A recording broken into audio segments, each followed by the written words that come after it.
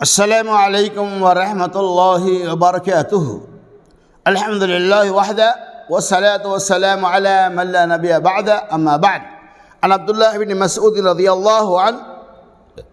قال قال رسول اللہ صلی اللہ علیہ وسلم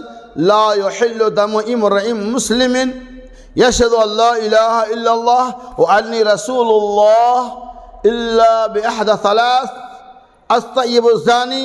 والنفس بالنفس والتارک لدینہ والمفارق الجماعہ۔ رواہ البخاری و مسلم۔ عبداللہ بن مسعود رضی اللہ تعالیٰ عنہ کہتے ہیں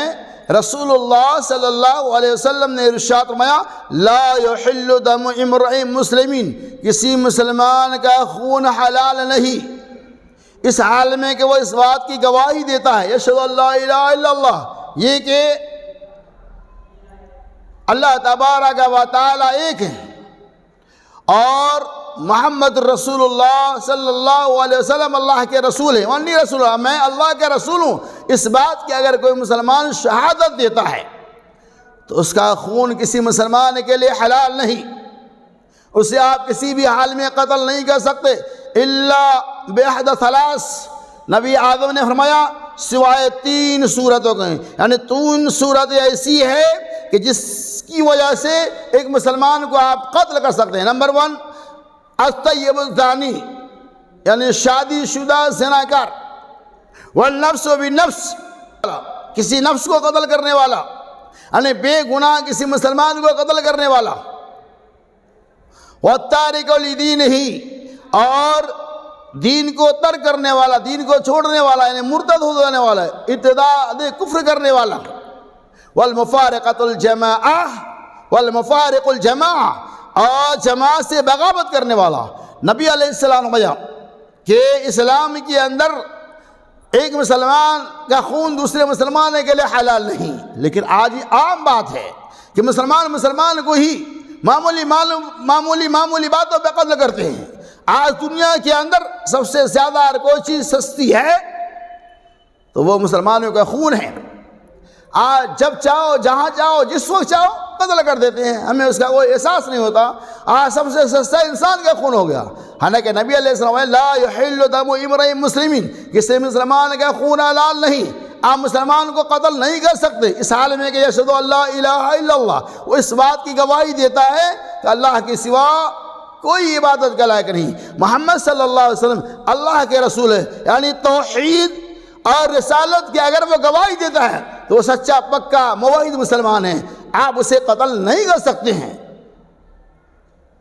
لیکن تین ایسی صورتحال ہے، تین ایسے مقام ہیں کہ الا باحد ثلاث، تین صورتوں کے،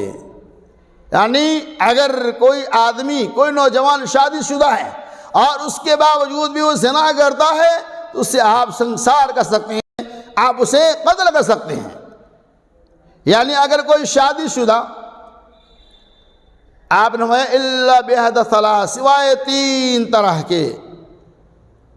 سوائے تین، الا باحد ثلاث، سوائے تین صورتوں کے: الزانی، الطیب الزانی، یعنی شادی شدہ زناکار، یعنی آپ شادی شدہ ہے اس کے باوجود بھی زنا کا مرتکب ہو رہے ہیں، آپ زنا کر رہے ہیں، ایسی صورتحال میں آپ کو قتل کرنا جائز ہے۔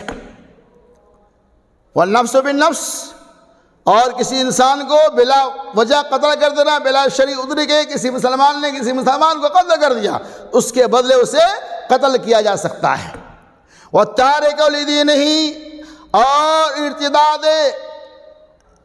دین، یعنی آپ نے دین کو ترک کر دیا، یعنی دین اسلام میں آپ آ چکے تھے، کلمہ طیبہ لا الہ الا اللہ محمد رسول اللہ کو پڑھنے والے تھے، کلمہ شہادہ کی گواہی دینے والے تھے، لیکن اس کے باوجود بھی آپ دین سے الگ ہو گئے، یعنی دین اسلام کو آپ نے ترک کر دیا، آپ مرتد ہو گئے، ارتداد کفر کر لیے، آپ اسلام کو چھوڑ کر